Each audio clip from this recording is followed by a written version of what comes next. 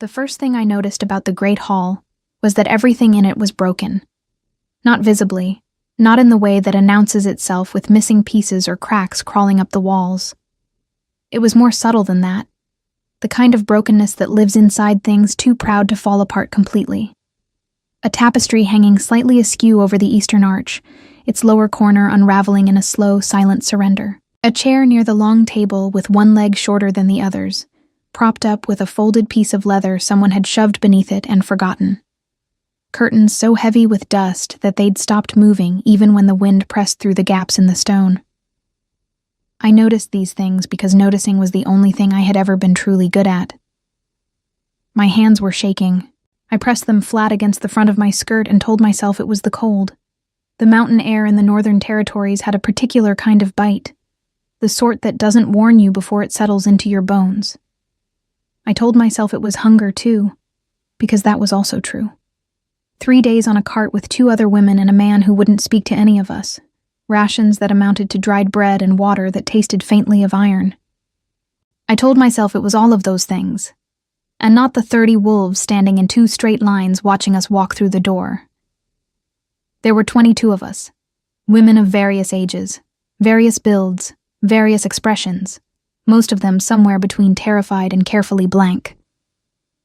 We'd been gathered from 3 different settlements along the southern ridge, brought north under orders that no one had explained in full. The word that had traveled mouth to ear along the journey was simply, "The Alpha King needs staff."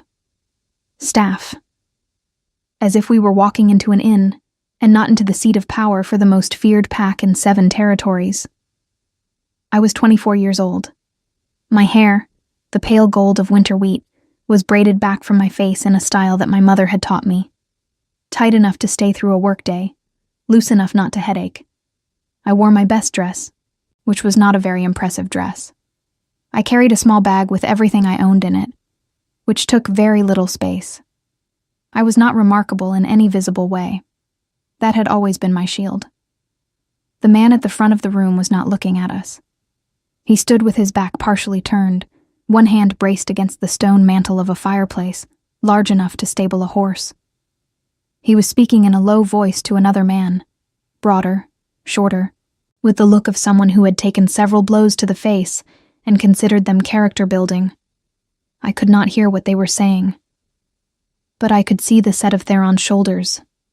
Even from 30 feet away, even with my shaking hands and my exhausted eyes, I could see the tension in him. It was the kind of tension that doesn't come from anger. It comes from control.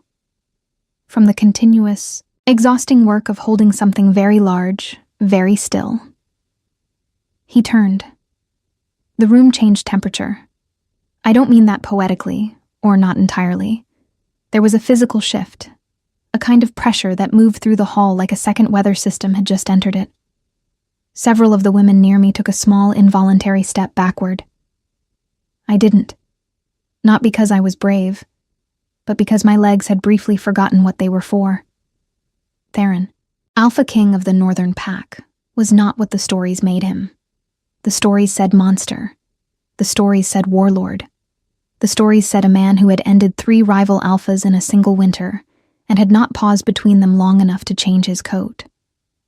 What I saw was a man in his mid-30s, tall in the specific way that has nothing to do with height, and everything to do with how a person occupies space.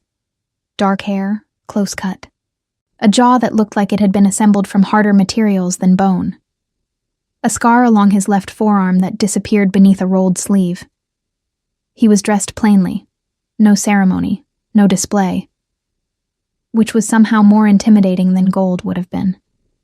His eyes moved over us, not unkindly, not with the heat of selection or the cold of ownership.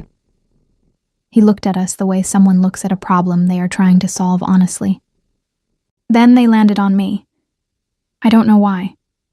I was near the back, not the front. I was not the youngest, not the most striking.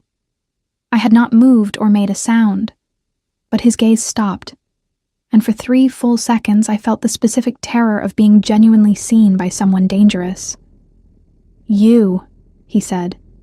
His voice was low and carried the way stone carries sound, not by being loud, but by having nowhere to go except into you. I looked behind me. There was no one behind me. Yes, I said. Me.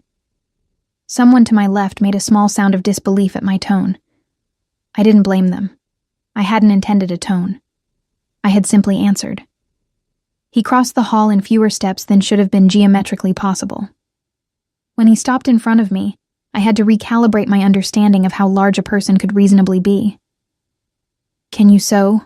The question was so ordinary that for a moment I thought I had misheard it. Around us, the weight of the room, the lines of wolves, the other women watching, all of it pressing down, and he asked me about sewing. "Yes," I said. My voice only caught slightly. Clothing, upholstery, canvas, leather if the needle is heavy enough. Something shifted in his expression. Not quite surprise.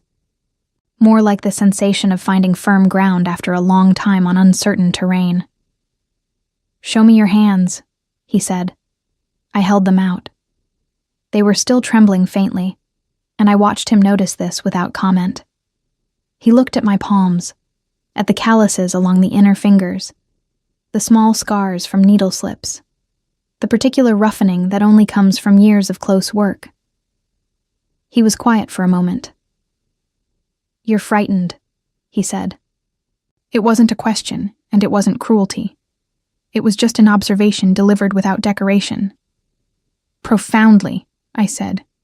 Something, and I would spend a long time afterward trying to name it, moved through his eyes. "Good," he said. "That means you're paying attention." He turned away before I could decide how to feel about that, and addressed the man behind him with 2 quiet words. Then he spoke to all of us, and his voice filled the hall without effort. "You'll be shown to quarters. Tomorrow you'll be assigned. My steward will handle the arrangements." A pause. "You are not prisoners. If at any point you wish to return to your settlements, you will be returned. That is not a test. It is a policy." He walked back toward the fireplace. That night, in a narrow bed in a room I shared with 4 other women, I lay awake and stared at the ceiling and thought about the tapestry with the unraveling corner, about the chair with the folded leather beneath its leg, about all the small broken things I had catalogued in those first minutes, all the places where careful mending had been quietly and desperately needed. I thought about his hands on my wrists, not touching, just framing, and how he had looked at my calluses like they were credentials. "Can you sew?" Such a small question to rearrange a life around. But rearranging was what I did best. Taking something worn and finding the structure inside it, pulling the thread back through until the shape returned. I pressed my hands flat against the blanket and waited for the shaking to stop. It did, eventually. By morning, it was almost gone. The steward's name was Oswin, and he had the permanent expression of a man who had been asked to do too many things, with too few resources for too many years. He was short, gray-haired, and moved through the corridors of the keep with the brisk efficiency of someone who had long ago made peace with the fact that the building would always need more than it received. He walked us through the assignments on the second morning with a clipboard and a pencil worn down to a stub, reading names and positions without looking up. Kitchen. Kitchen. Laundry. Grounds. Kitchen again. When he reached my name, he paused, just briefly, the way you pause when you find a note in a margin that changes your understanding of the page. "Grace," he said, "you're with me." The other women exchanged glances. I picked up my bag. Oswin's version of orientation was conducted entirely in motion.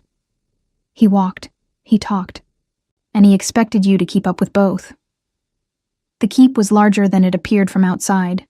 3 connected wings, a lower hall, a series of service corridors that ran behind the main rooms like a second, humbler skeleton beneath the formal one. He pointed at things as we passed them, and named their problems with the affection of a doctor, describing chronic conditions he had stopped expecting to cure. East Wing roof leaked 3 winters ago. Warped the floorboards in the upper corridor. You'll feel the give when you walk over them. Step to the left. The library has a window that won't latch properly. In high wind it bangs, which disturbs the alpha when he's working, and a disturbed alpha disturbs everyone else. The great hall curtains haven't been properly cleaned since... He paused, calculating. A long time. The tapestries are worse. I saw the one above the eastern arch, I said. He stopped walking and looked at me directly for the first time. Corners unraveling, I continued. About 4 inches. The weft threads are intact, but the warp has loosened, probably from the humidity near the arch. It can be repaired without removing the whole piece if someone gets to it before it drops another 2 inches. Oswin stared at me for a long moment.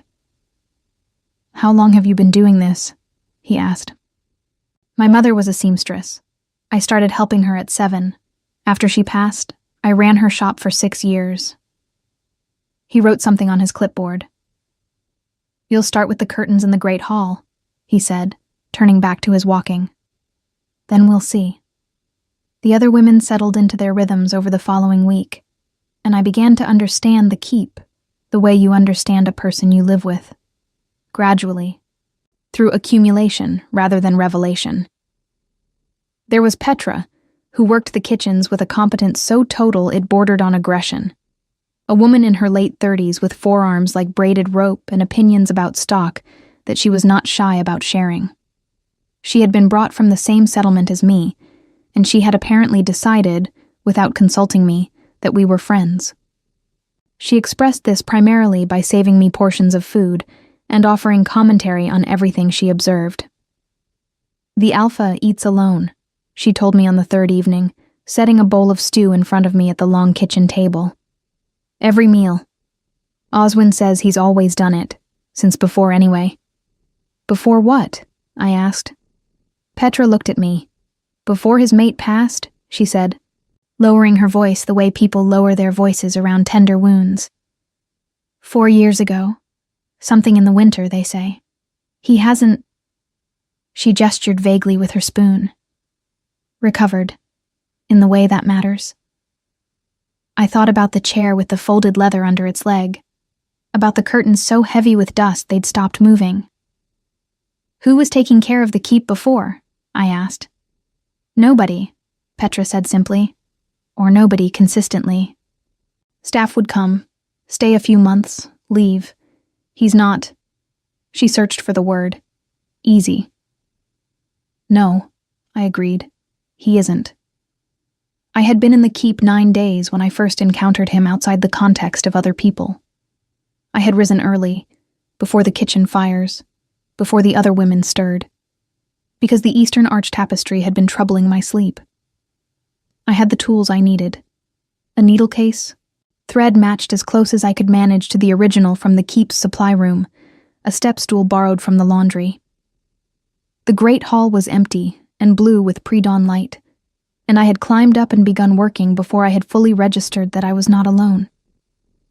He was sitting in a chair near the far window. Not the chair with the folded leather, a different one, set slightly apart from the table, angled toward the glass. He had a cup in his hand, and he was watching me. I don't know how long he had been there.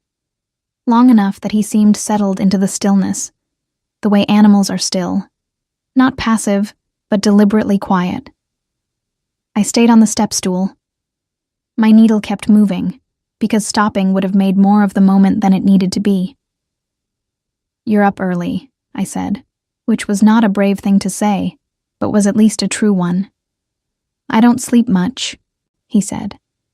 The words were simple and landed without complaint, without invitation for sympathy. Just a fact he was familiar with. The corner's worse than I thought, I said, nodding at the tapestry. Someone tried to repair it before, but they used the wrong thread weight. It held for a while, but it was always going to give. A pause. My wife chose that tapestry, he said. My needle slowed. It came from a market in the Eastern Valleys, he continued. She spent an hour arguing the price down, and then gave the vendor back half of what she'd saved because she felt guilty about it afterward. Something moved through his voice that I recognized without being able to name, the specific texture of a memory that is precious and painful in equal measure. She was like that. I looked at the tapestry, at the hunters and the forest, and the pale thread of a river running through the lower third of the scene. At the corner, I was slowly, carefully pulling back together. "I'll make sure it holds this time," I said. It was not a grand thing to offer. But he was quiet for a moment in a way that felt like receiving. "Oswin says you noticed the chair in the hall," Theron said, "on your first day." The leg was uneven. "He's been meaning to fix it for 2 years. "I fixed it yesterday," I said. "I shimmed it properly. Found a piece of hardwood in the supply room. It won't rock anymore." Another silence, a different quality to it. "Why?" he asked. The question surprised me into honesty. "Because it bothered me," I said. "Uneven things bother me. Things that are almost right but not quite. I can't walk past them." He turned the cup slowly in his hands. In the growing light, I could see his face more clearly than I had in the hall.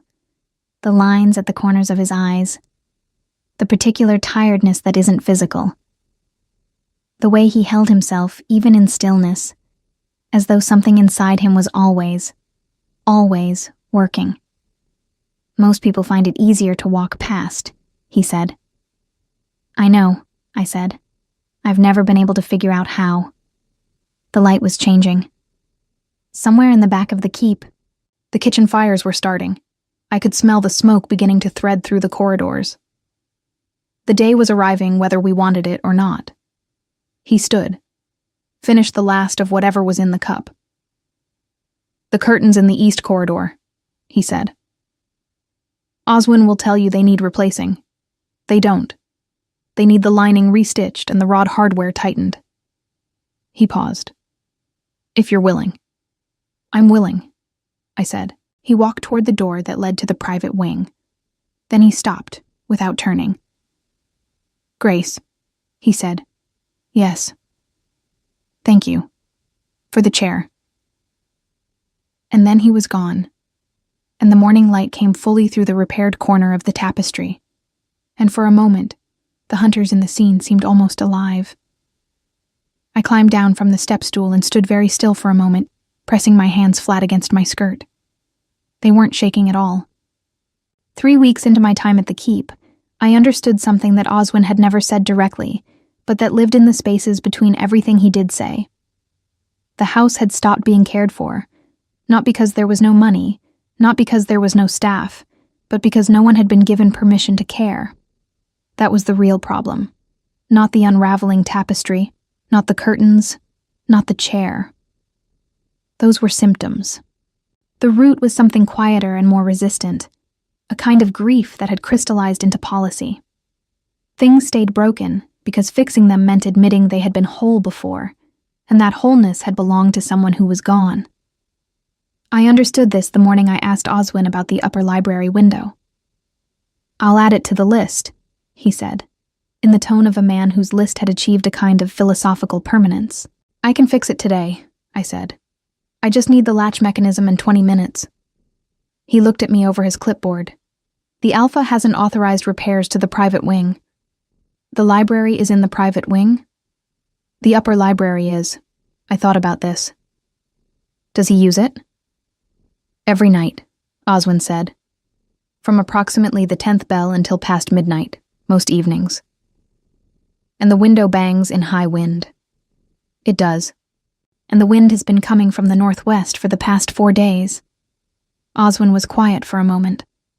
Then he wrote something on his clipboard with his stub of a pencil, tore the small page off, and handed it to me. "I've authorized a general maintenance review of window hardware throughout the keep," he said. "Starting from the top floor and working down. That would naturally include the upper library." I took the paper. "Naturally," I agreed. The upper library was extraordinary. I had not been prepared for it. The lower library was respectable. Good shelves, organized, a working fireplace, the kind of room that serves its function without inspiring anything. The upper library was different in the way that spaces are sometimes different when someone loved them into being. It occupied the full width of the northwest tower, circular, with shelves built into the curve of the walls from floor to ceiling. A rolling ladder on a brass track that circled the room. Tall windows, 3 of them, the northernmost being the one with the faulty latch, that on a clear day would show the mountain range in its full winter severity.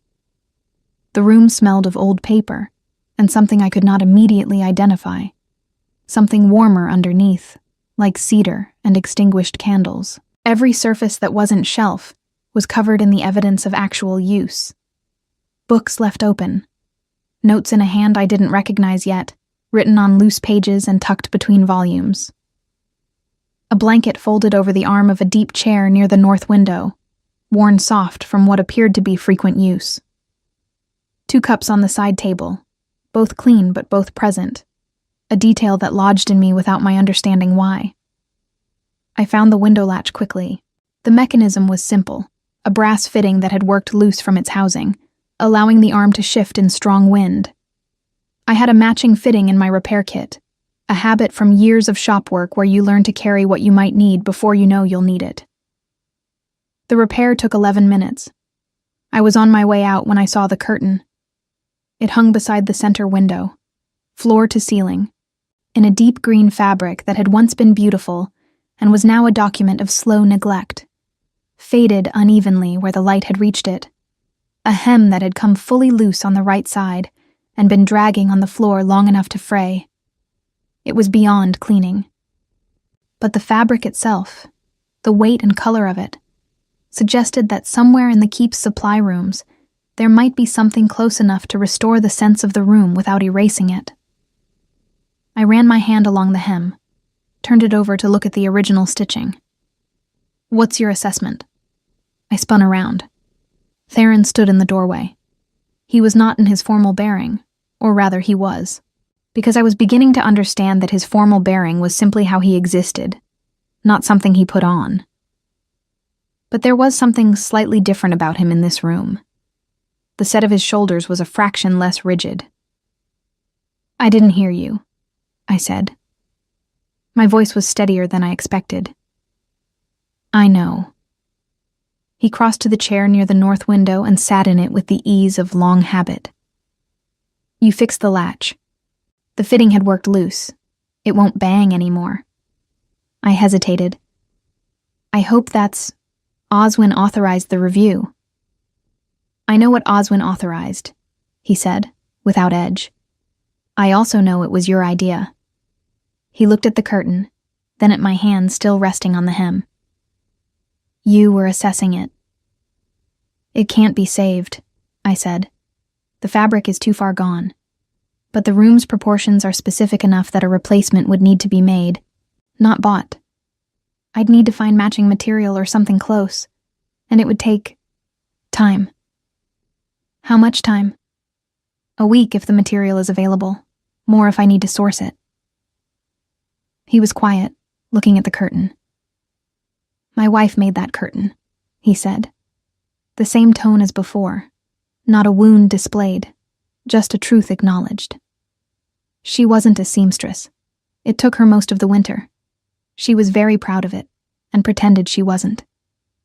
I looked at the curtain again, at the care in the original stitching, even where it had come loose, the way someone had worked longer rows in places that wouldn't show, for the sake of doing it correctly. "I can see that," I said quietly. "The technique is..." She cared about it. Something in his face shifted the way ice shifts before it gives, not breaking, just acknowledging the change in temperature. "I don't want it replaced," he said finally, "but I don't want to watch it come apart by degrees either." I nodded slowly. "There's a middle option. I can't restore it to new, but I can stabilize it. Reline it from the back with a supporting fabric. It won't be visible, but it will take the stress off the original. Resecure the hem in a way that preserves the original stitching pattern. It won't last forever, but it will last." He looked at me for a long moment. In the afternoon light of the northwest tower, his face was complicated, relief and resistance moving through it in the same current. "Do that," he said. I came back 3 afternoons in a row. He was there each time, Not intrusively, he read or wrote, or simply sat with the particular quality of stillness I was beginning to recognize as his natural state. We did not always speak. Sometimes an hour would pass in near silence, with only the sound of my needle and the occasional turn of a page. But sometimes we did speak, and those conversations had a quality I had not encountered before. Unhurried, precise, with the sense that both of us were choosing our words not to impress, but to be accurate. He asked me about the settlements on the southern ridge. Not politically, genuinely, the way someone asks who has been too long in one place and is curious about the texture of another. I told him about the market days, about the particular smell of the ridge after rain, about the community of women who had run small shops along the main road and looked out for each other in the ways that people do when official support is unreliable. He listened with complete attention, which was more disorienting than any amount of power or stature could have been. I asked him about the keep's history, carefully, keeping to the architecture, the practical past. He answered in the same register, and occasionally, without seeming to decide to, went deeper. The North Tower had been built by his grandfather, who had an obsession with light. The rolling library ladder had been an indulgence he'd allowed himself the first year of his rule, and had been quietly embarrassed about ever since. The mountain facing the north window changed color in the hour before a storm in a specific way that he'd never been able to adequately describe to anyone. Like pewter, I said, on the third afternoon. But moving, like something breathing underneath the metal. He turned from the window and looked at me. Yes, he said, exactly that. Outside, the wind shifted. The north window stayed perfectly still. What I didn't see coming was Rena. She arrived on the 4th week, a woman from the Western Pack, tall and deliberate, with the kind of beauty that announces its own importance. She came as a diplomatic guest, accompanied by 2 attendants, and she moved through the keep with the ease of someone who had been calculating her position in rooms before she entered them. She sat at the long table for the formal dinner, 2 seats from Theron. She laughed at the right moments. She knew which questions to ask and which silences to fill. And she looked at me. Just once, briefly, when she noticed Theron lean slightly forward as I passed behind his chair to refill the candles in the side sconce, with the precise, pleasant expression of someone filing information for later use. I went back to the kitchen. Petra was waiting with a look that meant she had been watching. "She's here about an alliance," Petra said, handing me a cup of tea I hadn't asked for. "Western Pack has been pushing for a formal bond for 2 years. Everyone knows it." "That's not my concern," I said. "No," Petra agreed. She looked at me steadily. "But you're shaking again." I looked down at my hands. She was right. Rena stayed for 10 days. I know this because I counted them the way you count difficult things, not obsessively, but with the particular awareness of someone who has learned that knowing the length of discomfort is preferable to being surprised by it. 10 days of watching her occupy the formal spaces of the keep with a practiced ease that I could not fault and could not imitate. 10 days of dinner tables and corridor conversations, and the sound of her laughter, which was genuine enough to be disarming, traveling from the receiving room to wherever I happened to be working. I kept my hands busy. This was not a strategy so much as a survival mechanism. The same one I had used after my mother passed, after the shop became too heavy to carry alone, after every version of loss that I had navigated by finding the next broken thing and addressing it. The east corridor curtains were finished. I started on the window casements in the lower hall, recalking the stone frames where decades of temperature shift had opened thin gaps that let the cold in. Oswin found me tasks faster than I could complete them, which I suspected was both genuine need and quiet understanding. The other women had noticed something. Not Petra. Petra understood more than she said, and said more than was strictly necessary, and was therefore reliable. But the others had begun to watch me with the particular attention people give to situations they find interesting and want to see resolved. Mira, who worked the laundry and had sharp eyes and a sharper memory, stopped me in the corridor on the 6th day of Rena's visit. She asked Oswin who fixed the tapestry, Mira said without preamble. I kept walking. Did she? He told her it was you. Mira fell into step beside me. She asked what else you'd done. He gave her the full list. A pause. She went quiet afterward, the kind of quiet that means thinking. People think, I said. It's generally harmless. Not always, Mira said, and peeled off toward the laundry without further elaboration. The conversation I had not been anticipating happened on the 7th evening. I was in the upper library. This had become, over the past weeks, a space I occupied with a permission that had never been formally granted and never needed to be. Theron had not asked me to stop coming, and so I continued, working on various small repairs, and occasionally simply existing in a room that had grown comfortable to me in the way that certain spaces do when enough quiet hours have been spent in them. He was at his desk when I arrived, writing. I took my usual position near the center window with a piece of stonework regrouting that the tower wall had needed for some time. We had been in companionable silence for perhaps 40 minutes, when he set down his pen. Rena has made a formal proposal, he said. I kept my attention on the stonework. My hands continued their work with a steadiness I was faintly proud of. An alliance, I said. A bond, he said. The distinction was specific, and both of us knew it. I pressed the grouting into the gap with my tool and smoothed it evenly. She is well suited to it, I said. This was true. I had watched her for 7 days, and I could see the intelligence in her, the capability, the genuine fitness for the role. It cost me something to say it, and I said it anyway because it was accurate. Yes, he said. She is. Silence. I haven't answered her, he said. I didn't respond to this. It was not mine to respond to. Grace. Something in the way he said my name. Not sharp, not demanding, but with a weight that suggested the word had been thought about before it was spoken, made me set down my tool. I looked at him. He was watching me with an expression I had not seen on him before. The control was still there.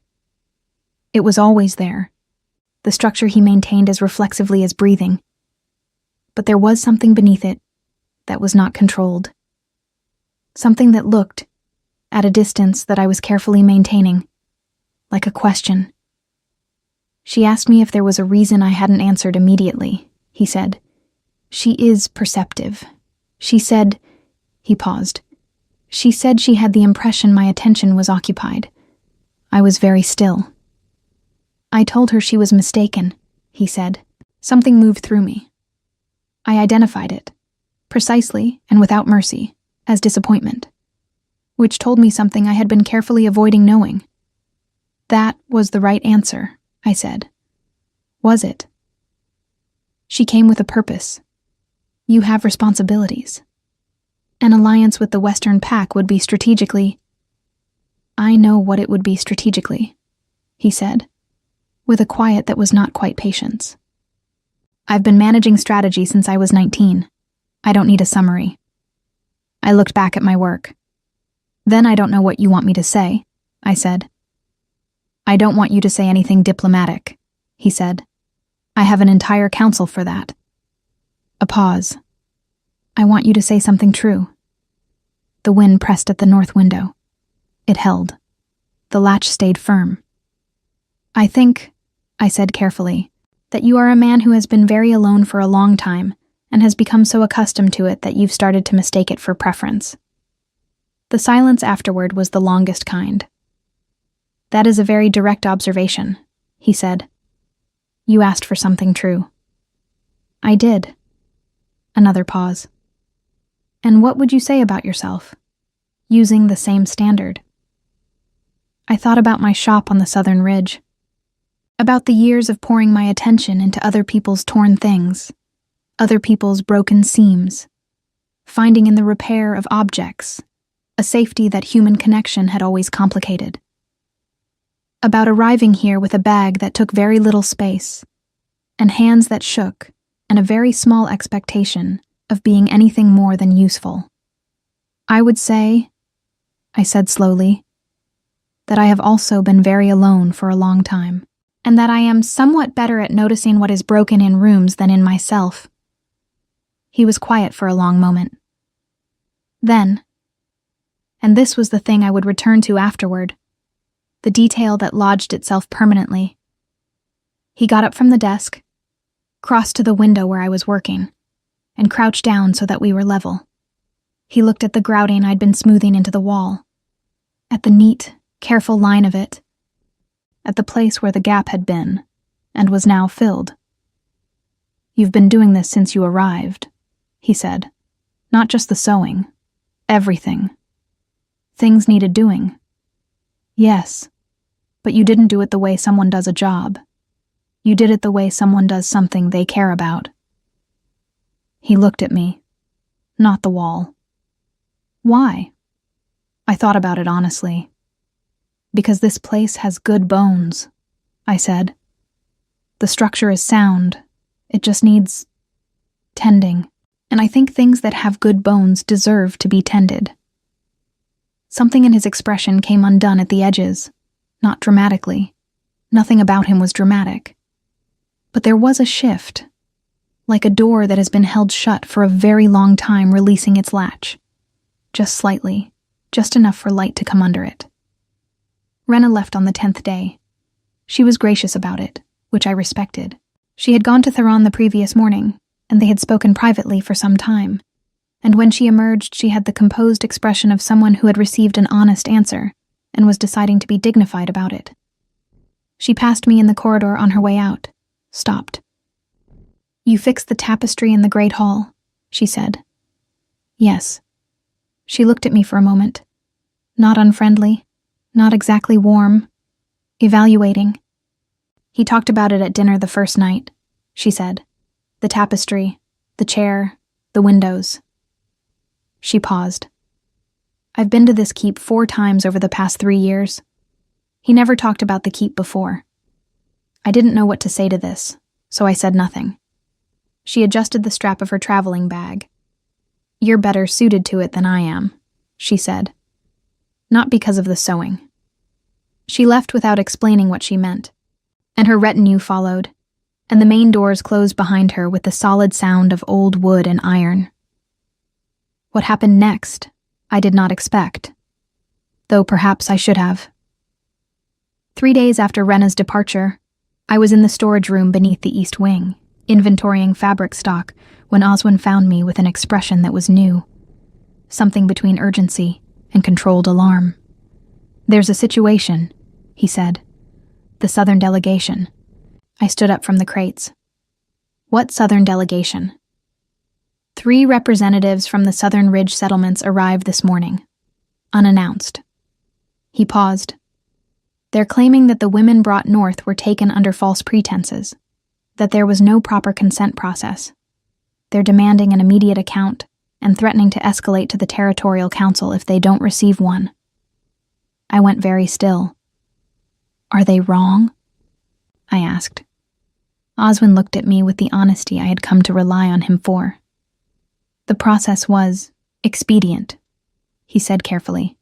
"Proper by pack law, not necessarily by human custom." "And Theron?" "He's meeting with them now. It's not going well." Oswin looked at me directly. 3 of the women have already said they want to return, which they will, with full provision, as he promised. But the delegation is making a larger claim, that the keep has been holding women in de facto servitude. The story they're building is specific, and it's damaging. And what's the truth? The truth is complicated, Oswin said, as it usually is. I took off my work apron and folded it over the crate. "Where is he meeting them?" I said. Oswin blinked. "Grace." "Where, Oswin?" He told me. The receiving room was the most formal space in the keep, a room designed to communicate authority, with high ceilings and a long table, and the kind of deliberate symmetry that reminds visitors they are in someone else's territory. I had never been inside it. I had repaired the hinges on its door 3 weeks prior, and had looked in long enough to note that the northern wall tapestry was in better condition than the eastern hall one. And then I had moved on. I stood outside it now and listened. The delegation's spokesperson had a voice that carried a man named Aldrich, from the largest settlement on the southern ridge, who had apparently made a career of representing grievances, and was good at it. He was using the particular tone of someone who has prepared his argument and is now performing it rather than conducting a conversation. Words like coercion and absence of free choice and exploitation of vulnerable women came through the door with the precision of tools selected for a specific job. Theron's voice was lower, controlled, answering point by point with the patience of someone who knows they are being maneuvered and is choosing not to be moved. But I could hear the thing underneath it, the thing that only registered after weeks of learning the specific frequency of him. He was on uncertain ground, not because he was wrong about the law, but because Aldrich wasn't arguing law. He was arguing story. And story, in front of a delegation that would carry news back to 3 settlements and eventually to the Territorial Council, was the more dangerous terrain. I opened the door. The room turned. 4 men at the delegation's side of the table, Theron, and 2 of his senior wolves on the other. Oswin, who had apparently arrived before me, stood near the wall with his clipboard, and the expression of a man watching events accelerate past the point where a clipboard is useful. I walked to the table. "Grace," Theron said. 1 word. Not a warning. A question inside a word, asking what I was doing and whether I was certain. I looked at Aldrich. "I'm from the Southern Ridge," I said. "I was brought here among the first group, 5 weeks ago." Aldrich studied me. "Then you're one of the women whose situation we're here to address." "I'm one of the women whose situation you've constructed a narrative about," I said, without asking us what it actually is. The room was very quiet. "The process by which we were brought here was expedient," I continued. "I won't defend the method as perfect, but I will tell you what I found when I arrived. I was told directly on the first day that I was free to leave at any time, that this was not a test. Those were the Alpha King's exact words." I looked at Aldrich steadily. "I have been here 5 weeks. I have repaired approximately 40 separate elements of this keep, not because I was ordered to, but because it needed doing. And I am a person who cannot walk past broken things." "You may have adapted to your circumstances," Aldrich said carefully.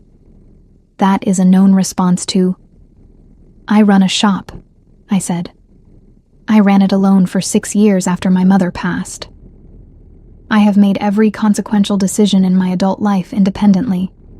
If I had wished to leave, I would have left."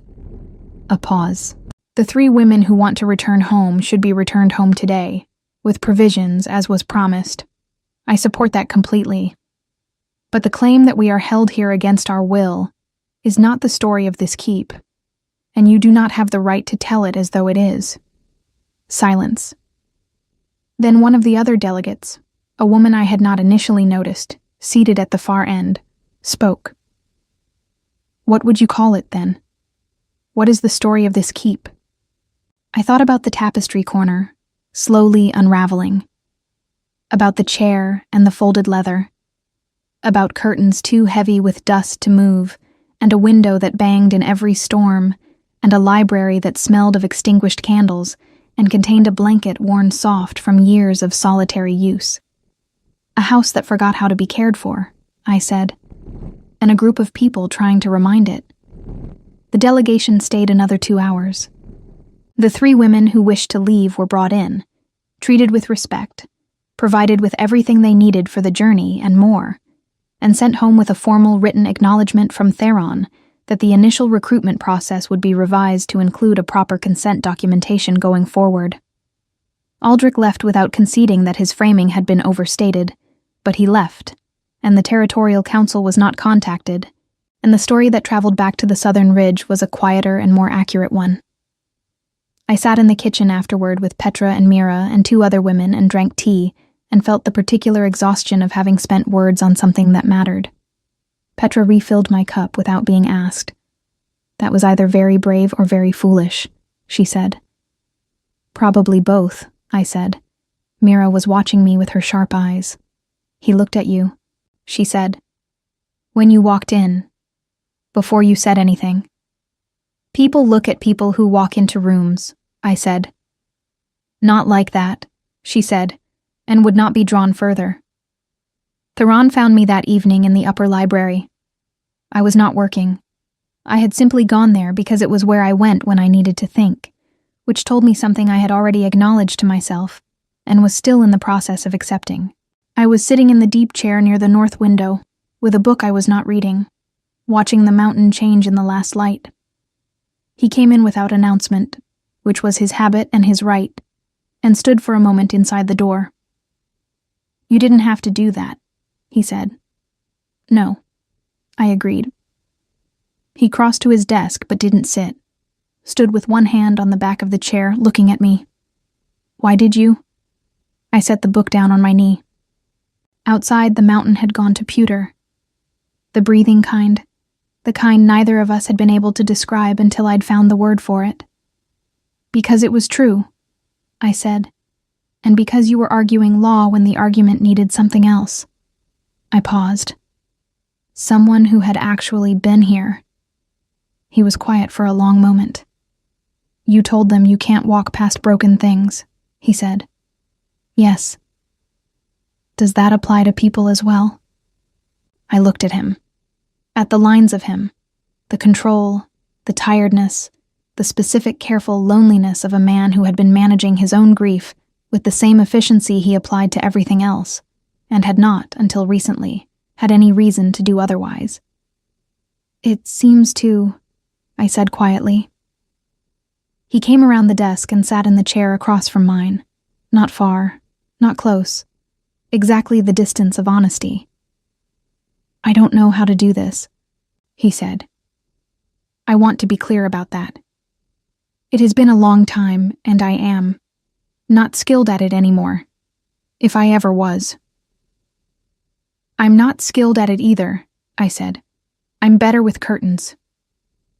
Something moved through his face that was the closest thing to a smile I had seen from him. Not the full expression, more like the shadow of one, the shape a smile leaves behind after it's been absent a long time. Then we'll proceed slowly, he said. Slowly suits me, I said. What followed was not a dramatic transformation. That is the thing about real change.